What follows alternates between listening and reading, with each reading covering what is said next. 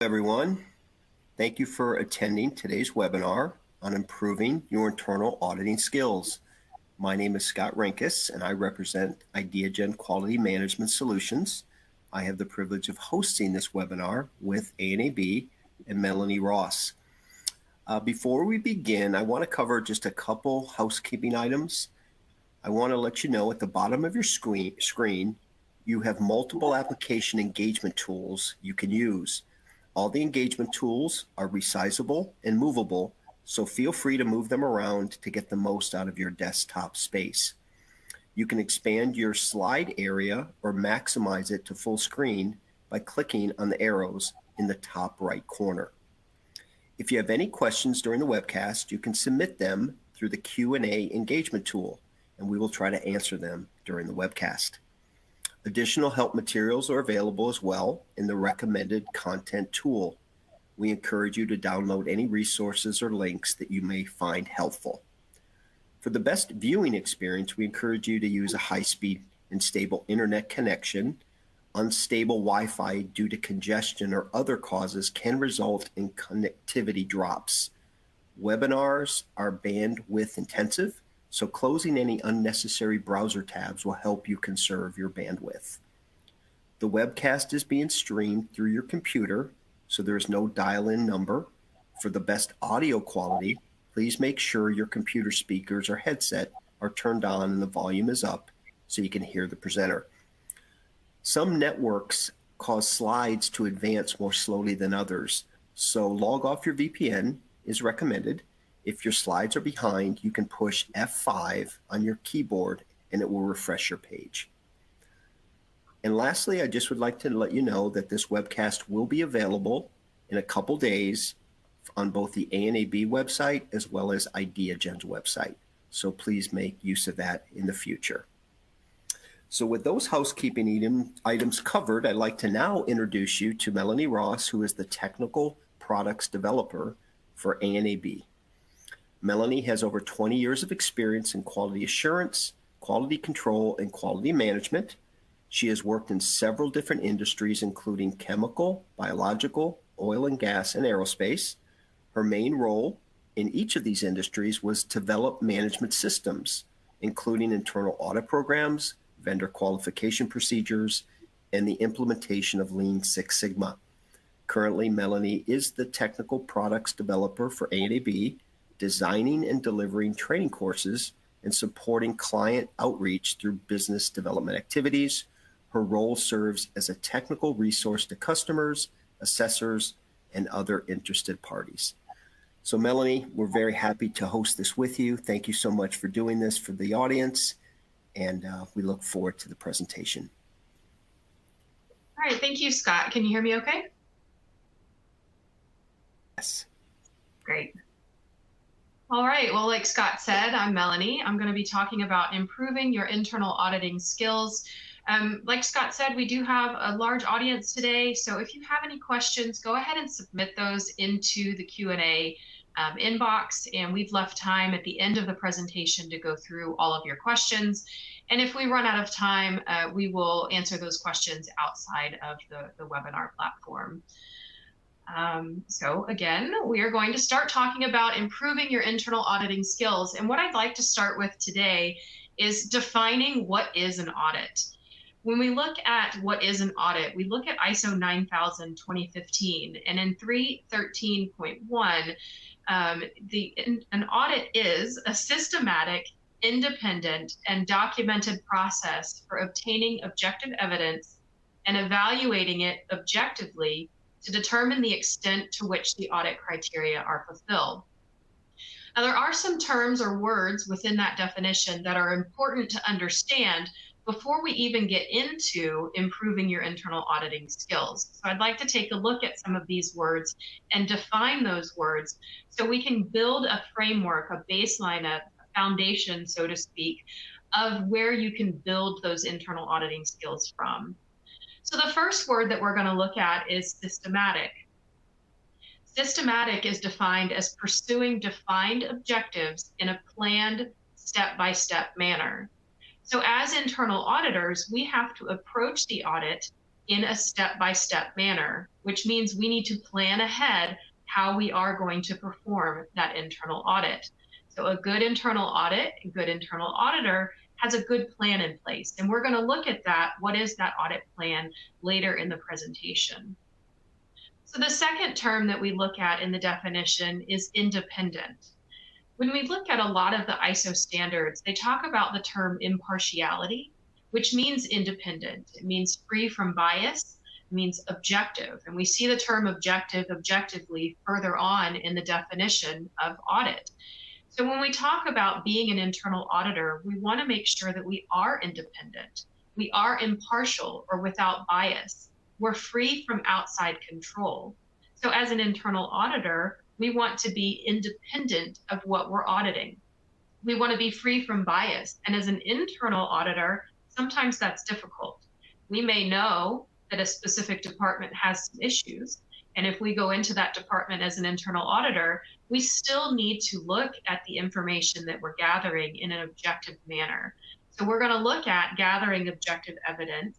And we will look at that later in the presentation, but that's where that independence comes from, is using the evidence that we're gathering in the audit to come to those audit conclusions. The next term that we look at is documented. If you're familiar with ISO standards at all, you may have heard the phrase, if it wasn't documented, it didn't happen. When we look at the definition of documented, it's an established way of working, and it's information required to be controlled and maintained. So as part of our internal audit program and as internal auditors, we are generating records, and records are documented information. So we want to make sure that we are documenting the objective evidence that we're gathering, documenting our audit process, our audit plan, our audit schedule as a record as part of that audit. Now, one of the words that I've said a lot already in this presentation is the word objective evidence. When we look at the definition of that term, it is data supporting the existence or verity of something. And verity means truth. So it's data supporting that something exists. Objective evidence can also be data supporting that something doesn't exist.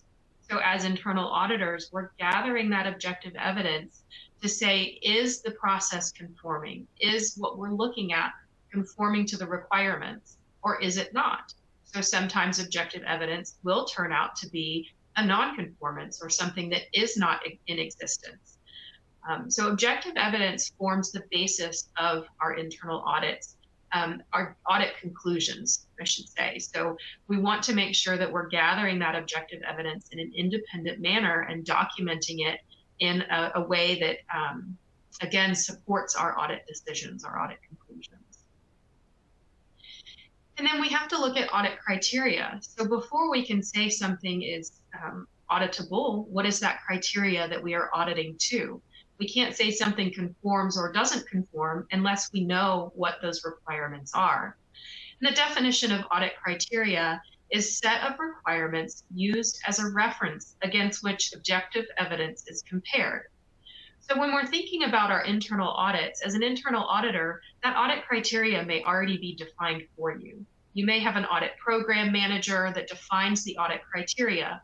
We're going to look at this a little further later in the presentation, but I want to just go into it a little bit here in talking about what that audit criteria is. Oftentimes, the audit criteria is a standard. So it's the ISO 9001 standard, it's your 17025 standard, but that audit criteria can also be internal requirements, such as your own procedures, your own work instructions. It can also be customer requirements or regulatory requirements. So when planning for your internal audit, as an internal auditor, a way to improve your skills is to be familiar with that audit criteria. Understand what those procedures say and where the requirements are within those procedures. Understand what the standards say, understand what your customer requirements are. The more you understand the audit criteria, the better you are going to be able to gather objective evidence to determine if the process meets those audit criteria. And then the last term in the definition that we're going to look at is the term fulfilled. And that definition is complete realization of ends or possibilities. basically criteria is met. So we're taking that audit criteria, we're gathering objective evidence as part of our internal audit, and we're comparing the objective evidence to that audit criteria. So was the criteria met? And that's where, as internal auditors, we have to be decisive in determining if the audit criteria is met. We have to determine if that objective evidence speaks to the audit criteria or speaks to a nonconformity. So now that we've pulled apart the definition of an audit, let's talk about our roles and responsibilities as an auditor. There are 5 bullet points here that we're going to go into in more detail. So as an internal auditor, there are roles and responsibilities that you need to adhere to in order to ensure that you are fulfilling the requirements of you as an internal auditor. The very first and foremost is to adhere to the principles of auditing. We're going to go through those and look at those principles in action here in a minute, but the principles of auditing come to us from ISO 19011, which is a guideline for auditing management systems. If we keep those principles of auditing in mind, we are going to continuously improve our internal auditing skills. And we also want to obtain and retain those auditor attributes that also come from 19011. Again, those auditor attributes are attributes that auditors should have in order to be good internal auditors. And if you continue to hone your internal auditor attributes, then you're going to improve your auditing skills. We also want to follow that audit plan. We'll talk about what is included in an audit plan, but one of the things in that audit plan is your audit criteria. So we want to ensure that we're following that audit plan so that we stay within the scope of the audit and meet those audit objectives. And I just said the next one flowed right into it, staying within your audit scope. Your audit plan tells you what you're supposed to be auditing. And as an internal auditor, we may be following audit trails. We may be going off of our audit plan on a rabbit hunt, right? We're searching for that objective evidence. We're moving into an area that may be outside that audit scope. So we want to make sure that we stay within the boundaries of the internal audit that we're performing. And then we want to collect, verify, and record that objective evidence, because that is what's giving us the information to say, was the audit criteria met or not? So on this slide are the principles of auditing. And again, these come from ISO 19011. They are integrity, fair presentation, due professional care, confidentiality, independence, evidence-based approach, and risk-based approach. Again, we're going to look at these principles in action on the next few slides. So when we get to integrity, we're looking at integrity as an internal auditor. Again, we want to be performing our work in an impartial manner. We need to be free from bias, and we need to remain fair. And what it means to remain fair is we are not taking our own opinions into the audit. We are looking for evidence, objective evidence, that the process meets the requirements or not. We're treating every internal audit the same, with the same level of scrutiny and the same level of documentation. When we look at fair presentation, our audit findings, conclusions, and our reports reflect our audit activities. Again, we're not bringing in our opinions or our interpretations. We're looking at that objective evidence and we're recording it fairly. We're talking about what did we look at during the internal audit and how was that audit criteria met or not met. When we look at due professional care, it means making reasoned judgments in all audit situations. So internal auditors have to make decisions about conformity or nonconformity quickly during an internal audit. Sometimes you'll be on an audit team and you can confer with that team to discuss the objective evidence, but sometimes you'll be auditing on your own. So you need to be able to make those judgments based on your experience, based on the objective evidence that you're looking at, and based on that audit criteria. The next one is confidentiality. So we have to exercise discretion. That's what I wrote on this slide. And confidentiality is an interesting concept for internal audits.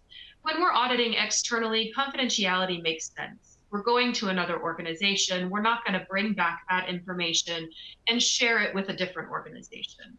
But when you're performing an internal audit, confidentiality is kind of a gray area because you want your internal audits to be lessons for other areas to learn. So if there's a nonconformity in one area of the organization, you don't want it to then be a nonconformity in another area. So you may be sharing information about your internal audits within your organization to have those lessons learned and to improve the management system from a systematic or a systemic perspective rather than that siloed perspective. So you really need to consult with your organization about what is that confidentiality that's needed within your internal audits. Then we look at independence. We want to act in a manner free from bias and conflict of interest. So I've said the term bias several times now, independence, impartiality. It's very important for internal auditors to be as independent as possible from the process they're auditing. Now, we understand for smaller organizations, this may not be possible, or depending on resources that you have, it may not be possible. But you want to try to put those controls in place so that there is that independence.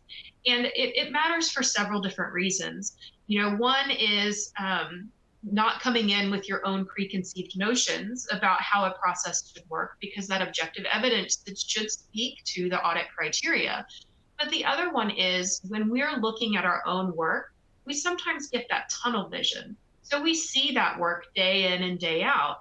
And one of the reasons that we do internal audits is to improve our processes.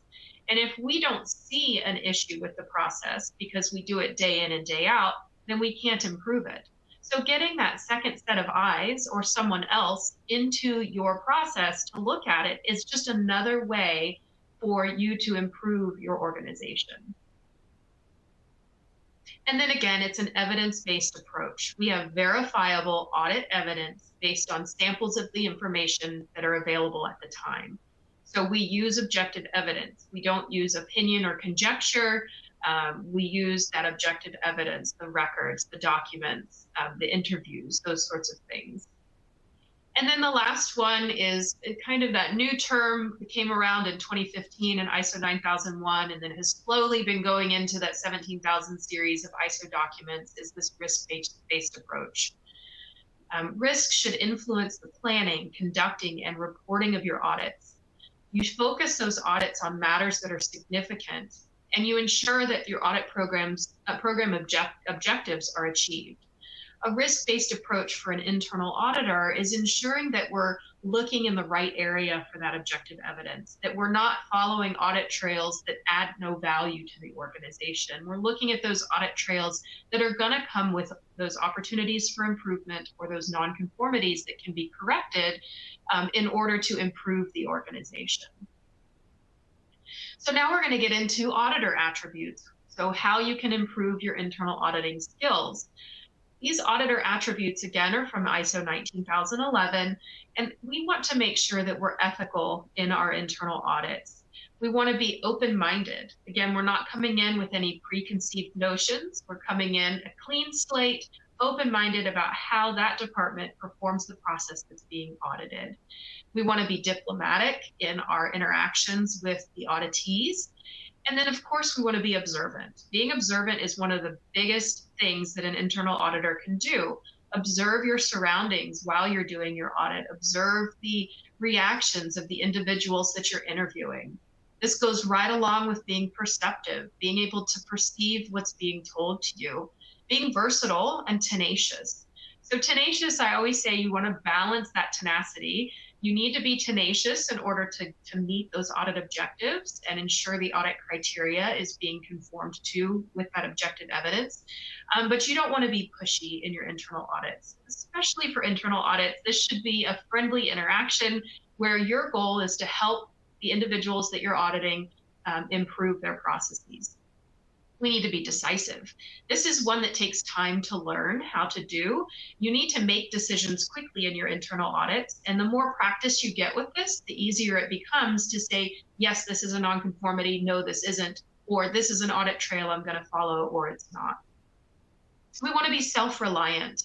Again, I said before, you may be on an audit team, but often you'll be auditing alone. So you need to be able to rely on your own skills and abilities, your own knowledge of the audit criteria. We act with fortitude, we're culturally sensitive, and then we're collaborative. So again, these internal audits should be a friendly, collaborative process where you're trying to help improve the processes that you're auditing. And then I left that last box there open to improvement because of the title of this webinar, Improving Your Internal Auditing Skills. Every internal audit that you perform should be an opportunity for you to improve your skills. Think back on how the audit went. How did the interviews go? How did your records look? How did your documentation look? Where did you record your information? Did it work for you? Did it not work for you? So take every audit opportunity to think about how you can improve your auditing skills. When we look at auditing skills, we look at two different types of auditing skills, or internal auditor skills. They're hard skills and soft skills. Those hard skills are the technical knowledge, skills, and ability that you learn through education, training, and experience. Oftentimes, those skills are required for your position. So you have to have certain skills to be an internal auditor, and then you have different skills that you use for the position that you perform for your organization. These hard skills are measurable and quantifiable, and they can be demonstrated through a degree, a certificate, or work examples. These hard skills are easier to obtain. Our hard skills can be learned, right? We can learn those skills. We can read a book, learn the information, and apply that information. We can read an SOP and provide and perform that procedure. These soft skills are a little harder to hone. They're a little harder to gain. These soft skills come through our experiences over time. So there are interpersonal or our people skills. They're often personality based. They're subjective and unquantifiable, and they're innate qualities that are developed over time. So when we talk about improving your internal auditing skills, one of the best ways to do it is perform internal audits. Go on more audits, put yourself out there. The more audits you perform, the better you're going to get at it. The more feedback you take in from maybe your lead auditor or the audit coordinator, the better you're going to get with those soft skills. The soft skills are super important for internal audits because you're interacting with people. So having people skills is very important for internal auditing. Now we move on to the next bullet point that I had was that audit plan. This is your roadmap for the internal audit. So be very familiar with that audit plan. It's the description of activities and arrangements for the audit. It contains your audit criteria, your audit scope, what method you're going to use for the audit. And occasionally that audit plan will talk about the sampling that you're going to do on the audit. One of the things that we can always improve as internal auditors is what we sample on the audit. So how many records do you collect? How many people do you talk to? So kind of the breadth of that audit, the width of your audit, how far out are you going to go? Because you have to consider your sample size versus the amount of time that you have for the audit. And balancing those two things is oftentimes a skill that auditors need to learn over time. And then the last thing on the audit plan is that the audit plan is going to talk about how you're reporting out your audit results. Is it a formal audit report? Is it an email? Is it a list? Is it a memo? So you want to make sure that you understand how that audit is going to be reported out so that you are compliant to that. So you're conforming to your own requirements for your internal audit process. Now, I said earlier, the audit scope is going to help guide you during that audit because it's the extent and boundaries of an audit.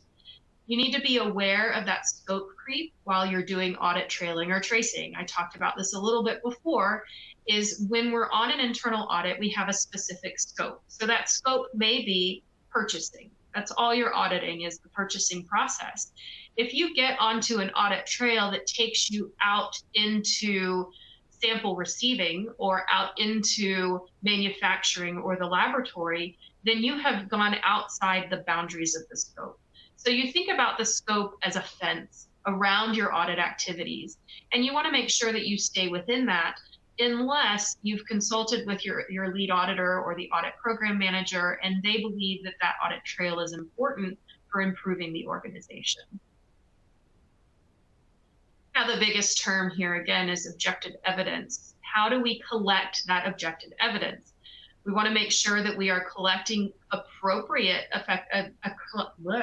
appropriate objective evidence. We collect that objective evidence through effective interviewing, active listening, observation, and reviewing documented information. We're going to go into each of these a little more detail next. One of the ways that we can begin to collect objective evidence is through interviewing. Now, when we're interviewing someone, these are words that are spoken, and we want to confirm those words that are spoken with additional objective evidence, such as records or procedures, so that we're not just going on word of mouth of the individual that we're interviewing. But an effective interview is three different components. It's what was said, what was heard, and what was understood. So we ask someone a question, and they provide us an answer. So they say something, and we hear it. But do we understand what they said in the intention that they said it? So we use active listening to make sure that we are understanding what was said and what we heard. And that active listening takes two components. The first component is paying attention. We need to pay attention to what the person is saying to us. We need to try not to think about the question we're going to ask next or what our response is. And then the second component of active listening is reflection. So reflecting on what was said so that we ensure that we understand it. We want to ask clarifying questions, ask additional questions to make sure that we understand what was said. This is important in collecting any objective evidence, but it's even more important if you think that there is nonconformity, because you want to make sure that you're understanding what they say.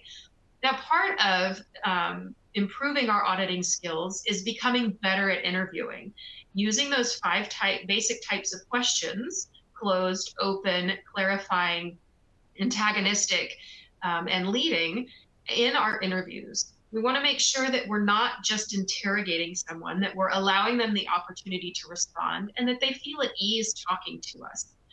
We have some tips for effective communication that will help you in your interviews during your internal audits. One of the biggest things that we can do as internal auditors is prepare in advance. Think about the questions that you want to ask. Jot some of those questions down. Now, you don't want to paint yourself in a corner and only ask those questions, because as you're interviewing, additional questions may come up. One of the ones that may seem silly is to practice. So either practice thinking in your own head, asking the question and considering what the answer may be, or as part of your internal auditor training program, practice interviewing each other. One of the activities that we do in some of our training programs when we talk about interviewing is come up with a silly question. So interview your training partner how they get ready for work in the morning. So you ask them questions and then ask clarifying questions, practice an antagonistic question, that sort of thing. We want to make sure that we're trying to use I language. If you know anything about communication, saying you did this, you did that, you, puts people on the defensive. So if you say, I understand, this is the way that it is, then it puts it onto you as your understanding of that process. We want to be present. Yeah, we want to pay attention. We don't want to be thinking about the next thing that's coming, looking at the clock. We want to make sure that we're present in that interview, asking the questions that are relevant to get that objective evidence. Now, that box on the lower left, it says be assertive. Again, this is like tenacious. Yes, we need to be assertive because we have audit objectives that we need to meet, but we need to balance that with not being pushy, not being bossy, not being a bully, and not being an interrogator. So we want to be assertive in our manner that we're asking the questions to get that objective evidence, because in the end, as an internal auditor, you're trying to get that evidence to show that the process is conforming, or where it's not, have the objective evidence to write that nonconformity. We use affirmative words. We're nodding our head. We're saying, yes, okay, or even good job. Thank you for the interview. We want to be aware of our posture. Don't want to have our eyes crossed. We don't want to have our arms crossed. I talk about being aware of posture. If someone's sitting, demonstrating something to me while I'm asking them questions, I want to sit next to them so I'm not hovering over them. And then you want to make eye contact. You want to make sure that you're looking at the person that you're interviewing. If it's a group of people, that you're looking at everyone in that group. Eye contact on the computer is kind of hard. Am I looking at the camera? Am I looking down at my screen? Remote interviews can be a challenge, but you want to make sure that that person feels valued. The other way that you can gather objective evidence is through observation. And that observation can be observing the personnel as they're working. It can be looking at the equipment to get equipment IDs, calibration dates, things like that. And then in general, just observing the facilities. As you're walking through the manufacturing of a laboratory space, looking at the facility, is there a leak in the ceiling? Is temperature and humidity being monitored? Things like that. And then you look at those consumables as well. So any of the raw materials that are going into the process that you're auditing. Obviously, we're reviewing records. That's a big part of our internal audit. And being able to review records effectively is very important as an internal auditor skill. Knowing what information to gather off of those records as your objective evidence. And we're going to look at that next. And then along with that is documents as well. So when we're reviewing documented information, this is a big part of our audits. Our internal audits are interviews and reviewing documented information. There's several reasons why we look at this documented information. And keep in mind, documented information means procedures or documents, and it also means records. So we review this information to understand the auditee's process. We want to look at this before, if possible, look at this documented information before the internal audit so that we understand how that process flows. Because we can, in the very beginning of reviewing it, we can determine possible conformity to audit criteria and then possible areas for concern as well. Because we have that audit criteria ahead of the internal audit. One of the things that you can do as an internal auditor is think about how you reviewed that documented information during your internal audit. What did you put down on your records? Did you document the document ID, the lot number, the version number, all of those things that are important when you're looking at your objective evidence to determine conformity? So when we do an internal audit, we can't look at everything. So we have to review a sample of information. We ask for a sample, and it's a good idea as an internal auditor to get a sample over time. So if you audit yearly and you go in this year, you want records from right after the last internal audit, 6 months ago, and right before this internal audit, because you want that sample to be representative of the process itself. When we review that sample of information, we may get a sample that's all the good things, or we may get a sample that's all the bad things. So we have to keep that in mind and learn the best way to gather those samples. We compare that sample against the audit criteria. So we look at the procedure, we look at the record. Does that meet the requirements? If it's a standard, does it meet the standard requirements? And then the other key component of this triangle here is down on the bottom left, is you compare it against actual practice. This is one area where internal audits sometimes fall flat. They'll look at the procedure, they'll look at the record, they'll say it meets the requirements, but then they don't actually go into where the process is being performed and compare actual practice to the process or the documented information. Are they actually performing that process to their documented procedure? And does that procedure meet the requirements? All three of those components need to be met for an effective internal audit. As an internal auditor, you need to be sure that you are doing that as well. And then when we look at effective note-taking, this is one of the challenges of an internal auditor. So we're interviewing someone, they're talking, what do we write down? Do we write down every word? We're supposed to maintain eye contact. How do we maintain eye contact and take notes?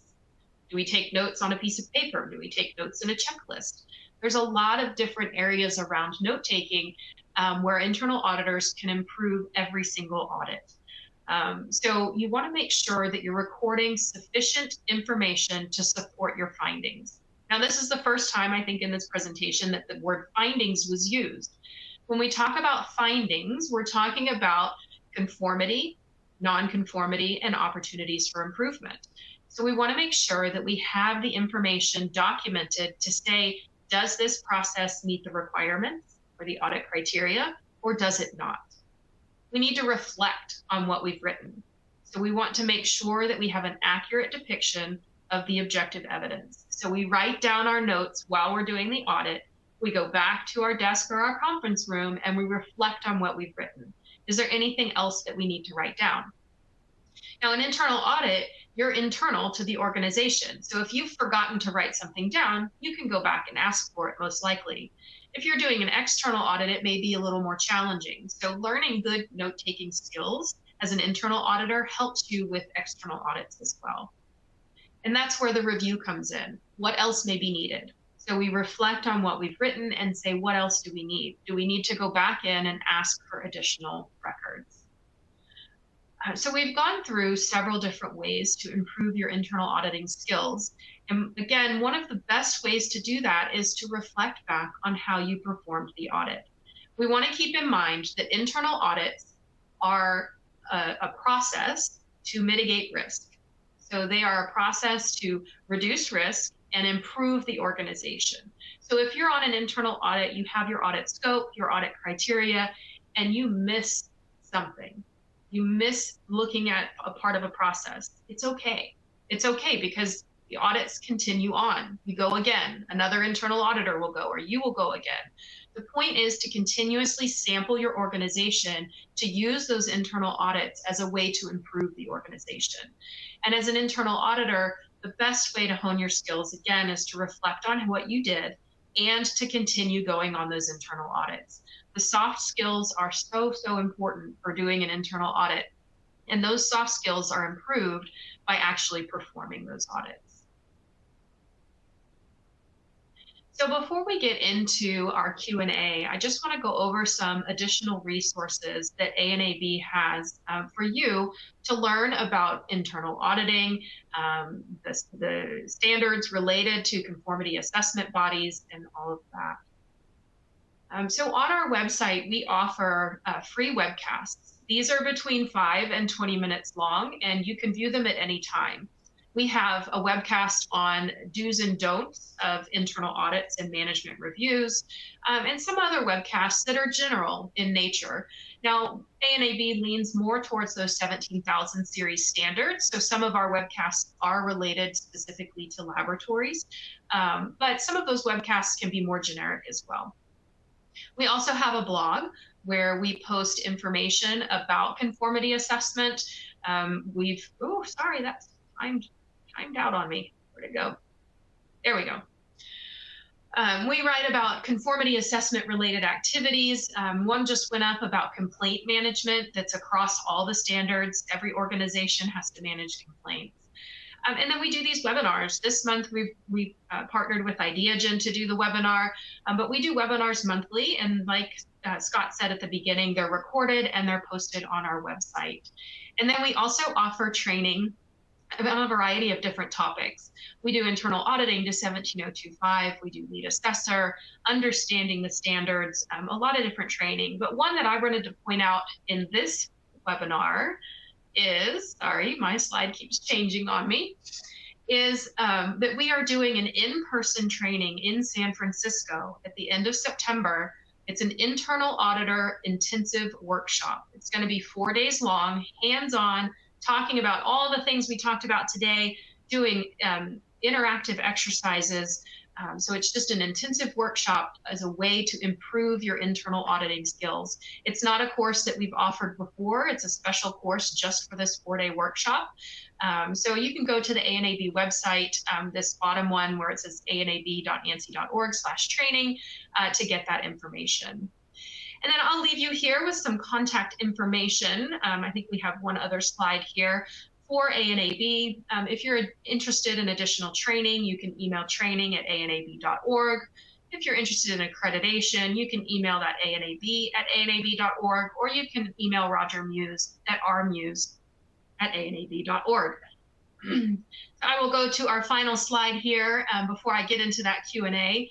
And I'm going to bring my Q&A panel over to the full screen so I can see it here in a second. But first, I want to say thank you for listening today for joining us and wanting to improve your internal auditing skills, because again, those internal audits are a tool for organizations to improve their management system.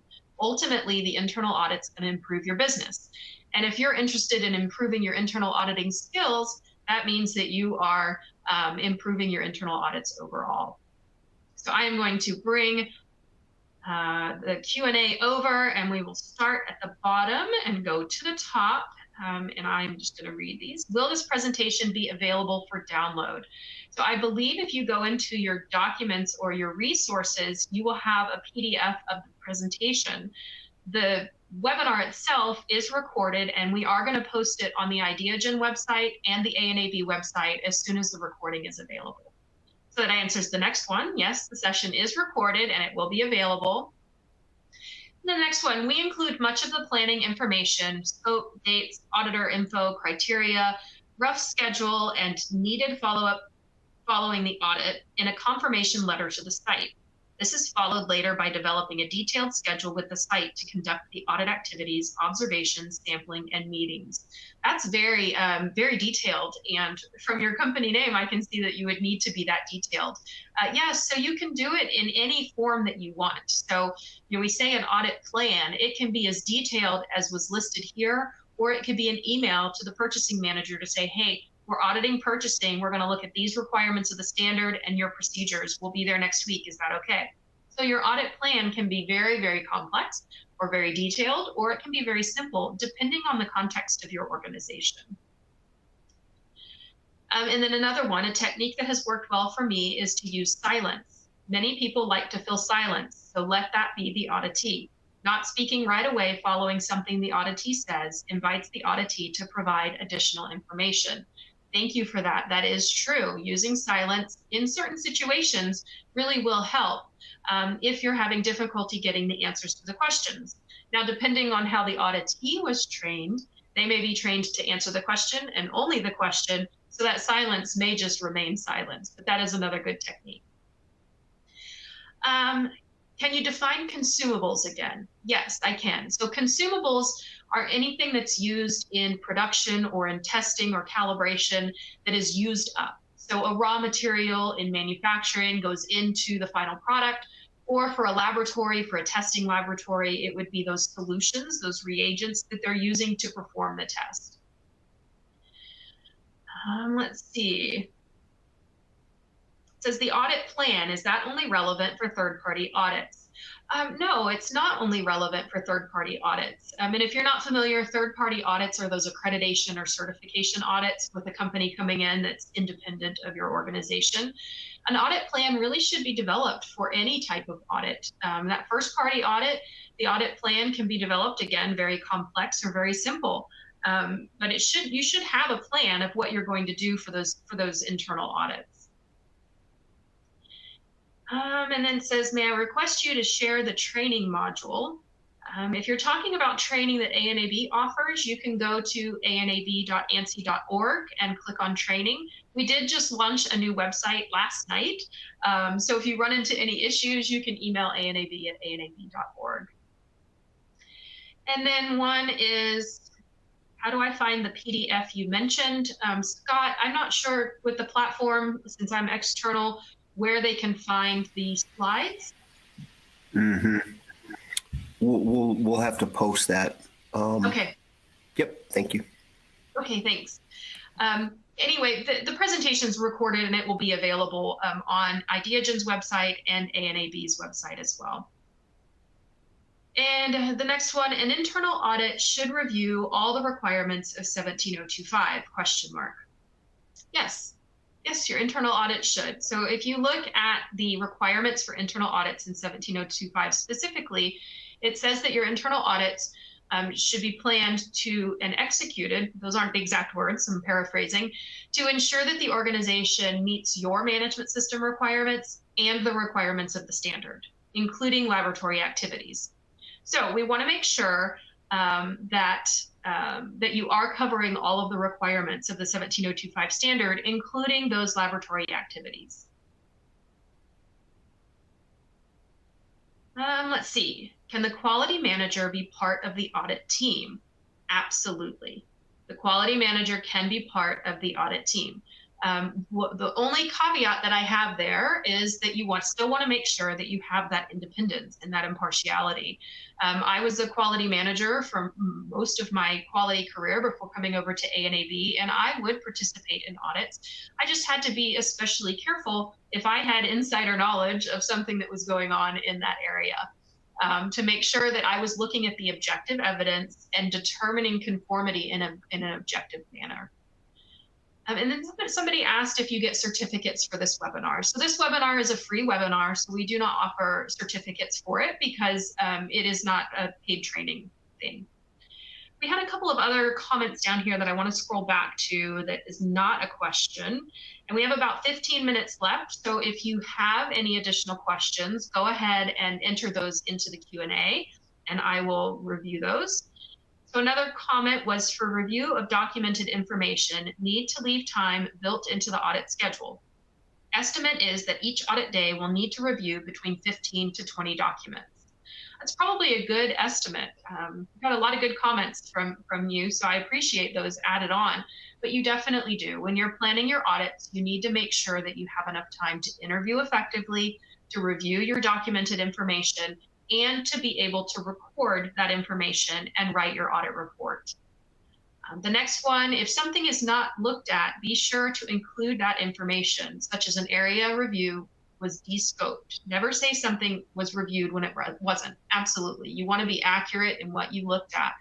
If, like I said, in your internal audit, if you didn't end up looking at something that was within that audit scope, you'll want to make note of that and let your audit coordinator or your quality manager or whoever plans your audits to make sure that they include that in the next audit.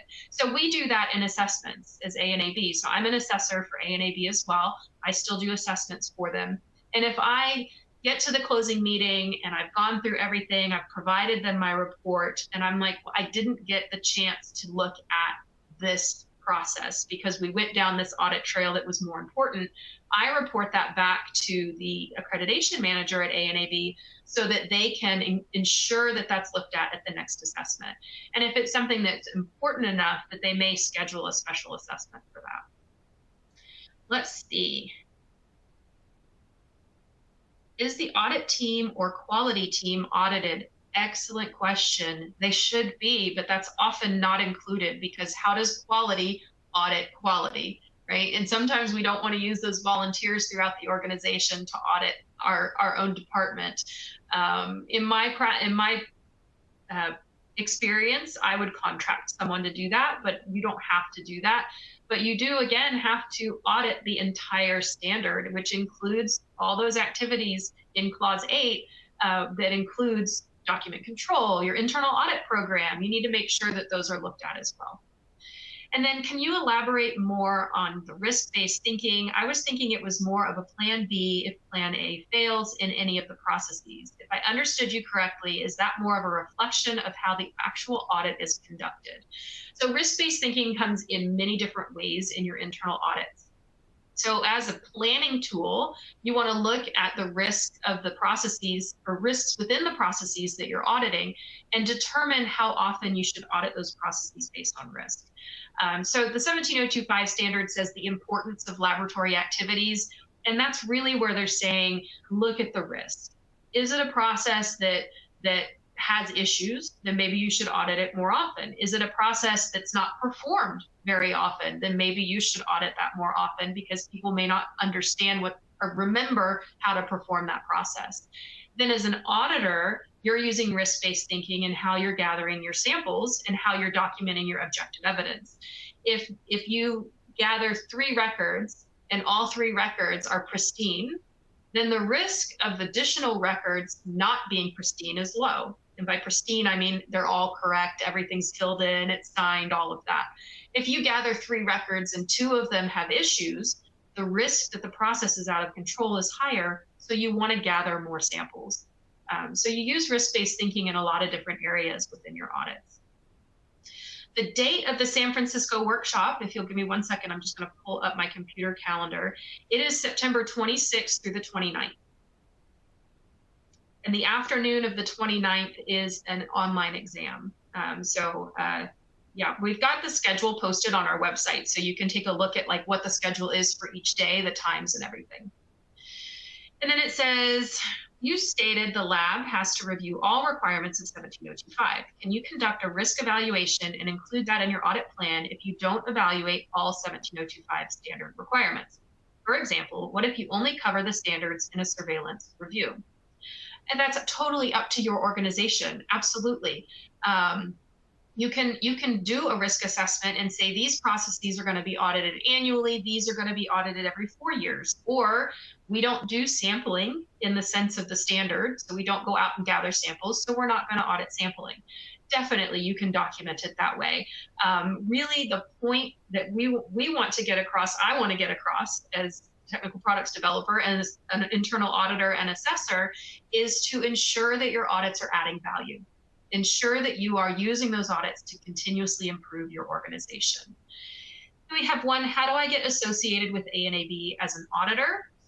If you go onto our website and you search contractor opportunities, there will be a link there where you'll be able to input your information. That will get sent to the appropriate department. They'll review it, and then they'll reach out if your technical expertise is needed to be an assessor for ANAB. If that doesn't work, since we just launched our new website, the other option is to send an email to anab@anab.org, and I'll get you pointed in the right direction because I get those emails. Then we have one here that says, in the October 2022 heads up on internal audits, they state that it is not necessary to review all the requirements. Would we be in compliance if all the requirements were not included in the internal audit? So it's kind of the same as I answered about the 17025. I think that heads up is for, I'm not sure if that was for laboratories or for management systems, but yes, I mean, you just have to justify what you're doing, right? You have to have some reason why you're not auditing all of the requirements, and be able to provide that to your assessor. Again, the ultimate goal is that our internal audits are improving our organization. We're not just doing it as a check the box exercise. We have trained internal auditors that are performing them. We're documenting that objective evidence that we are conforming. And that we're ensuring, again, that we're continuously improving the organization. What your internal audits do, along with improving your organization, is they prepare you for that external assessment. So the ultimate goal is to find all the issues in your organization during your internal audit, so that when you have your external audit, you are not getting nonconformities from that external audit as well. Now, that external assessment is important because it's another set of eyes, just like I said, being independent of the process that you're auditing. It's another way to look at your processes to ensure that they're conforming. We want to make sure that we continuously improve, that we are meeting the requirements of whatever standard or customer or internal requirements we have, so that at the end of the day, the product that we produce, or the test that we're performing, or the calibration that we're performing, or whatever activity we're doing, that adds value to our customers, whether it's internal customers or external customers. All right, I think I've answered all of the questions from the audience. If I haven't, I scrolled through again, and it looks like I've answered them all. If I haven't, feel free to put that question into the chat or into the Q&A again. We have about 7 minutes, 6.5 minutes left until the top of the hour. So if you have any other additional questions, please feel free to ask them. If not, then I'll give it another minute or two, and then we can end the webinar. Again, I really appreciate you coming to our webinar on improving your internal auditing skills. I hope that you learned some key information that you can use to be better internal auditors for your organization. Melanie, thanks so much for the presentation. I think you wouldn't even highlight this, but several of the comments were very complimentary of your presentation. So thank you so much. Thank you. We will be sending out an email that the webinar is posted on both websites for ANAB and IdeaGen. And please feel free to continue to communicate with us if you have additional questions.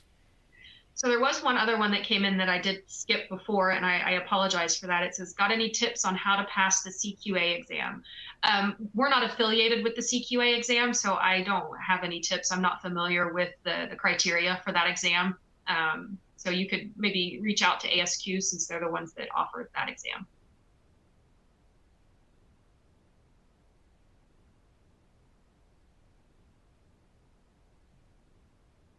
One more question came in.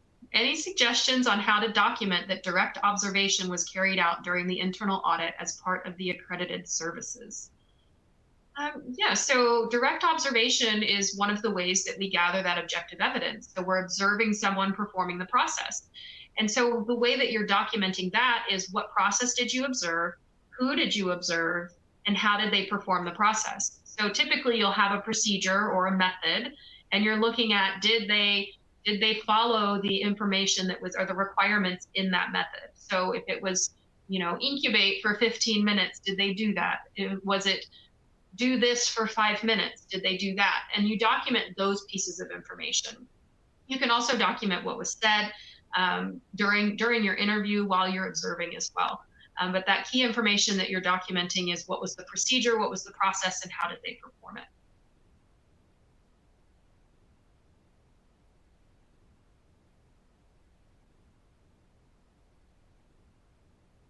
All right, well, not seeing any other questions come in, Scott, I think we can go ahead and end the presentation. Thank you for having me today to present on this topic. Thank you, everyone.